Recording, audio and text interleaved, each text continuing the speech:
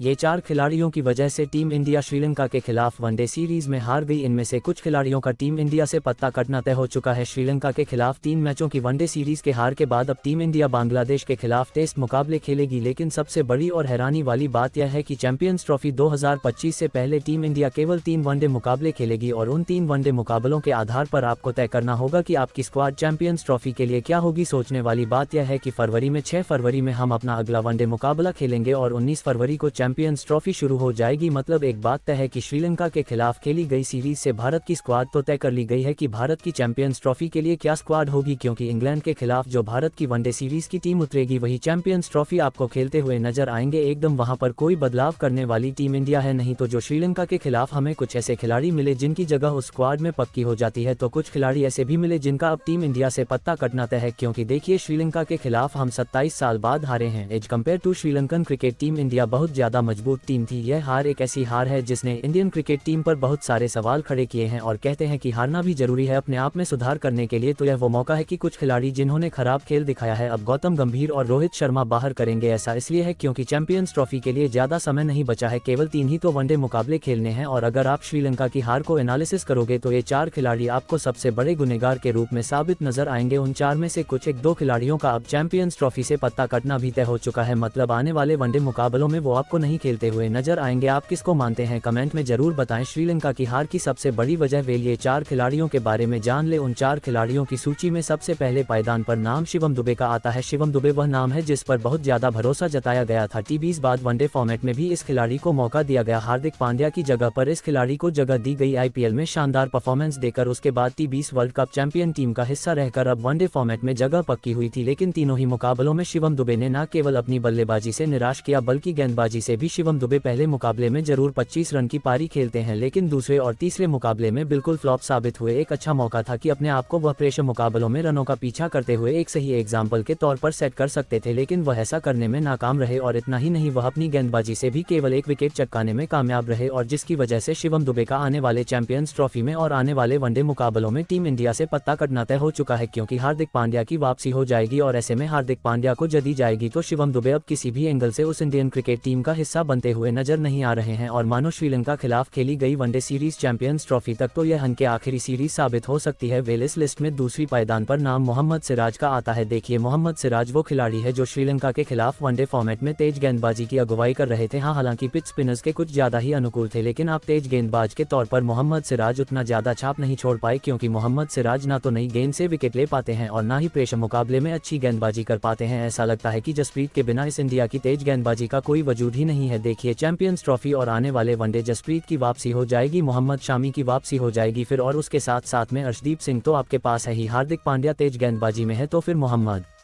सिराज के लिए थोड़ी कठिनाई बढ़ जाएगी। देखिए, सिराज इसमें कोई डाउट नहीं है कि भारत के प्रमुख गेंदबाजों में से एक है, लेकिन पिछले कुछ समय से अपनी वो परफॉर्मेंस से छाप नहीं छोड़ पाए हैं, जिसकी वजह से मोहम्मद सिराज को आने वाले मैच में टीम इंडिया लेगी कि नहीं, इस लिस्ट में तीसरे पायदान पर नाम KL राहुल का आता है। KL राहुल एक ऐसे खिलाड़ी है जिनके साथ में पहले ओपनिंग में बल्लेबाजी रोहित शर्मा करते थे, लेकिन उसके बाद गिल ने शानदार परफॉर्मेंस दी तो KL राहुल को वहां से हटाकर, क्योंकि ऋषभ पंत चोटिल थे, तो एज अ विकेटकीपर बल्लेबाज नंबर 5 पर आजमाया गया। KL राहुल ने वहां अच्छा परफॉर्मेंस भी दिया। उसके बाद वनडे वर्ल्ड कप में उन्हें लगातार मौके मिले, वहां पर उन्होंने अच्छी बल्लेबाजी करी, कुछ प्रेशर मुकाबलों में टीम इंडिया के लिए रन बनाए। लेकिन श्रीलंका के खिलाफ भारत की हार की अगर कोई सबसे बड़ी वजह में से एक है तो वह खुद KL राहुल है। ऋषभ पंत को बाहर बैठकर इस खिलाड़ी को मौका दी गई, पहले चॉइस इनको रखा गया। दोनों ही मुकाबलों में KL राहुल के पास अपने आप को फिट करना था, क्योंकि T20 फॉर्मेट खेलते नहीं है, पिछले कुछ समय से आराम कर रहे थे, तो अपने आप को साबित करने का यह एक अच्छा मौका था। रनों का पीछा हो सकता था। KL राहुल अगर क्रीज पर खड़े रहते या अपने आप में स्ट्रगल भी करते, लेकिन कई मायनों में KL राहुल ने पहले 2 वनडे मुकाबलों में निराश किया, जिसका नतीजा ये रहा कि वो अगले वनडे मुकाबले से बाहर हो गए, जिसका मतलब साफ है कि KL राहुल को अब विकेटकीपर बल्लेबाज के तौर पर कंसिडर प्रथम चॉइस के तौर पर तो नहीं किया जाएगा, क्योंकि इस खिलाड़ी ने उतनी ज्यादा छाप छोड़ी नहीं है और बहुत ही जल्द डिसीजन लेना है। ऐसा नहीं है कि 2-4 मुकाबले और खिला लो, इतने मुकाबले हमारे पास है ही नहीं। तो जिस विकेटकीपर बल्लेबाज को अब आप चैंपियंस ट्रॉफी में देखना चाहते हैं उसके पास में आपको जाना होगा, और KL वहां पर अगर इंडिया की प्रथम चॉइस होते तो अंतिम मुकाबले की प्लेइंग 11 से बाहर भी ना किए जाते। वेल, इस बारे में KL राहुल के बारे में आपकी क्या राय होगी, वेल जानते हैं। चौथे खिलाड़ी के बारे में। चौथा खिलाड़ी है श्रेयस अय्यर। इसमें कोई डाउट नहीं है कि श्रेयस अय्यर गौतम गंभीर के पहले चॉइस होंगे नंबर 4 की बल्लेबाजी के तौर पर। मैं यह नहीं कह रहा कि श्रेयस अय्यर चैंपियंस ट्रॉफी में नहीं खेलेंगे, जी हां जरूर चैंपियंस ट्रॉफी में श्रेयस अय्यर खेलेंगे, लेकिन श्रीलंका के खिलाफ भारत की हार की वजहों में से अगर आप देखोगे तो श्रेयस अय्यर आपको एक प्रमुख वजह, एक गुनाहगार के रूप में नजर आएंगे इस सीरीज में, क्योंकि आपके पास अच्छा मौका था। नंबर 4 पर लगातार 3 मुकाबलों में आपको मौका मिला, लेकिन आप छाप नहीं छोड़ पाए। कुछ लापरवाही शॉट खेलकर स्पिनर्स के खिलाफ जो भारतीय क्रिकेट टीम मजबूत मानी जाती है फंसती हुई नजर आई है। हालांकि उन्होंने वनडे वर्ल्ड कप के बाद पहली बार वनडे मुकाबला खेला और इनफैक्ट कई खिलाड़ियों ने भी, लेकिन उतनी ज्यादा छाप नहीं छोड़ पाए और जिसकी वजह से अब उनके ऊपर सवालिया निशान है। ये भारत की श्रीलंका खिलाफ मिली हार की वजह और गुनहगारों में से एक है और इस लिस्ट में जो आखिरी नाम आएगा 5वें पायदान पर वह विराट कोहली का आएगा। अब ऐसा नहीं है कि विराट कोहली आगे वनडे फॉर्मेट नहीं खेले लेंगे, बाहर कर दिए जाएंगे। हमने कहा 2-3 खिलाड़ियों को नहीं खिलाया जाएगा, वो में हमने पहले ही डिस्कस कर लिया। अब श्रेयस अय्यर और विराट कोहली वो खिलाड़ी है जो श्रीलंका के खिलाफ मिली भारत की हार की वजहों में से है। मतलब बात यह है ना कि विराट कोहली वो खिलाड़ी है ना जिनके ऊपर आप बहुत ज्यादा भरोसा करते हैं। विराट कोहली तीनों ही मुकाबलों में चेज मास्टर की तरह बल्लेबाजी कर सकते थे, लेकिन अच्छे फॉर्म में नजर नहीं आए। इनफैक्ट तीनों ही मुकाबलों में सेम तरीके से LBW आउट होते हुए नजर आए। विराट कोहली की काबिलियत और उनकी इंटेंट के ऊपर किसी को शक नहीं है, क्योंकि से बड़ा बल्लेबाज कोई वनडे फॉर्मेट में है नहीं। कभी कभार आपके दिन खराब आते हैं। विराट कोहली शानदार वापसी करने वाले हैं, चैंपियंस ट्रॉफी में भारत का झंडा लहराने वाले हैं, इसमें कोई डाउट नहीं है। विराट कोहली की तारीफ में शब्द कम पड़ जाते हैं। किंग कोहली के नाम से यह मशहूर खिलाड़ी है, लेकिन इस बात को भी एडमिट करना पड़ेगा कि अगर भारत श्रीलंका के खिलाफ यह वनडे सीरीज आ रहा है तो उसमें विराट की खराब